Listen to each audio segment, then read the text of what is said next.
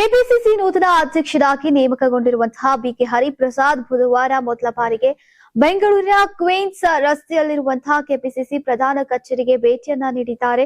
ಪಕ್ಷದ ಸಾರಥ್ಯವನ್ನ ವಹಿಸಿಕೊಂಡ ಬಳಿಕ ಮೊದಲ ಬಾರಿ ಕಚೇರಿಗೆ ಆಗಮಿಸಿದಂತಹ ನೂತನ ಸಾರಥಿಗೆ ಕಾಂಗ್ರೆಸ್ ನಾಯಕರು ಹಾಗೂ ಕಾರ್ಯಕರ್ತರು ಅತ್ಯಂತ ಅದ್ದೂರಿ ಹಾಗೂ ಸಡಗರದ ಸ್ವಾಗತವನ್ನ ಕೋರಿದ್ರು. ಕೆಪಿಸಿಸಿ ಕಾರ್ಯಾಧ್ಯಕ್ಷರು, ಮಾಜಿ ಸಚಿವರು ಹಾಗೂ ಹಿರಿಯ ಎಂಎಲ್ಸಿಗಳು ಹೂಗುಚ್ಛವನ್ನ ನೀಡಿ ಹರಿಪ್ರಸಾದ್ ಅವರನ್ನ ಬರಮಾಡಿಕೊಂಡ್ರು.